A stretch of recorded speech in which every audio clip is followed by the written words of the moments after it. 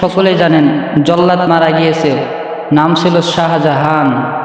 এই জল্লাদ মারা গিয়েছে, অনেকে বলতেছে জান্নাত পাইবে, অনেকে বলতেছে জাহান্নাম পাবে।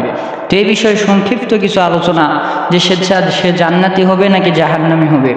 আল্লাহ রসুল সাল্লাল্লাহু আলাইহি ওয়াসাল্লাম বলেছেন যে যার আমল সে আমলের বিনিময়ে জান্নাত পাবে, অথবা খারাপ আমলের বিনিময়ে জাহান্নামের ভিতরে চলে যাবে। এখন আমাদেরকে লক্ষ্য করতে হবে যে জল্লাদের আমল সম্পর্কে, যে তার আমলটা কেমন ছিল, তার আমলটা ভালো ছিল নাকি খারাপ ছিল। যদি খারাপ আমল থাকে তাহলে জাহান্নামী, আর যদি ভালো আমল থাকে তাহলে জান্নাতি।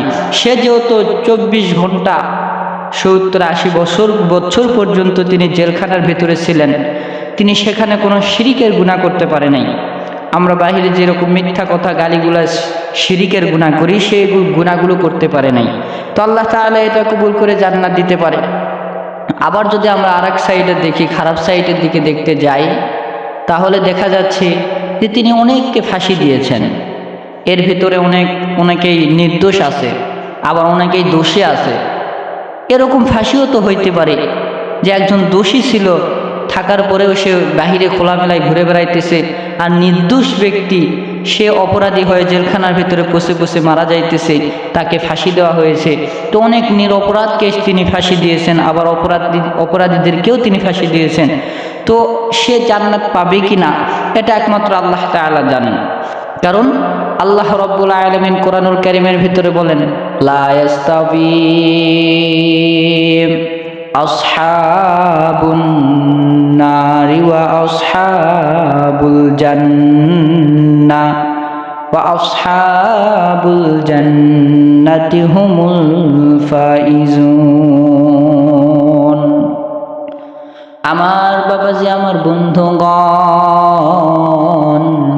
কথাগুলো দিলের কান দিয়ে শুনবেন রে বাবা, কোনো দিকে নজর দিবেন না। আপনাদেরকে আমি দিলের কানটা লাগায় শোনার জন্য অনুরোধ করতেছি, আর কোনো দিকে এদিক সেদিক তাকানোর সময় নাই রে বাবা। আমার আল্লাহ তাআলা কোরআনুল কারীমের ভেতরে জানায় দেয়, ফালইয়াদহাকু কলিলান ওয়া লিয়াবকু কাসীরা। আমার বাবাজি, আমার বন্ধুগণ, আমার আল্লাহ রাব্বুল আলামিন কোরআনুল কারীমের ভেতরে বলেন, প্রত্যেক ব্যক্তি তার আমলের বিনিময়ে জান্নাতের ভেতরে প্রবেশ করবে, খারাপ আমলের বিনিময়ে জাহান্নামের ভেতরে প্রবেশ করবে। বাবাজি, মুসলমান বাবাজি, আমার বন্ধুগণ, আমার আল্লাহ রাব্বুল আলামিন ডাক দিয়ে বলে, দুনিয়ার বুকে ওই ব্যক্তিকে আমি আল্লাহ তাআলা জান্নাত দেব, যেই ব্যক্তি আমি আল্লাহরে মহব্বত করিয়া, আমি আল্লাহরে ভালোবাসিয়া, আমি আল্লাহকে মহব্বত করিয়া দুনিয়ার সমস্ত নিয়ামতগুলোকে অস্বীকার করিয়া আমি আল্লাহ রাব্বুল আলামিনের দরবারে দিনে 5 বার এসে হাজিরা দিবে, ফজর, যোহর, আসর, মাগরিব, এশা, আমি তার উপরে আমি আল্লাহ রাব্বুল আলামিন রহমত করব। বাবাজি,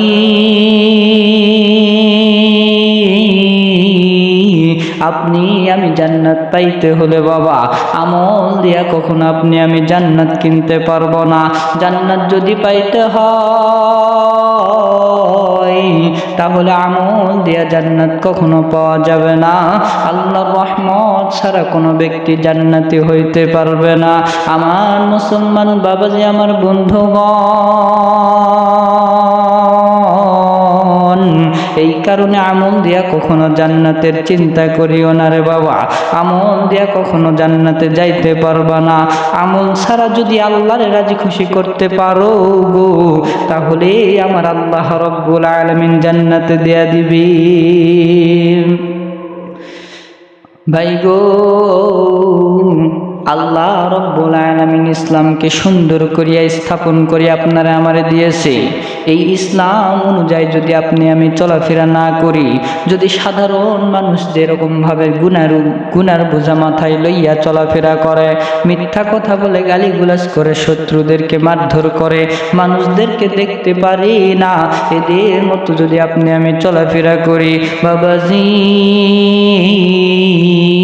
তাহলে কোনোদিনও আপনি আমি জান্নাতের ভেতরে যাইতে পারবো না। জান্নাতের ভেতরে যাইতে হলে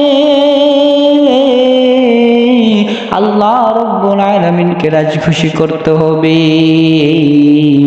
আল্লাহ রব্বুল আলামিন যদি আপনার আমার উপর রাজি খুশি হয়ে যায়, তাহলেই আপনি আমি জান্নাতের ভেতরে যাইতে পারবো। কোনো মানুষকে কখনো খারাপ চোখে দেখা যাবে না রে বাবা।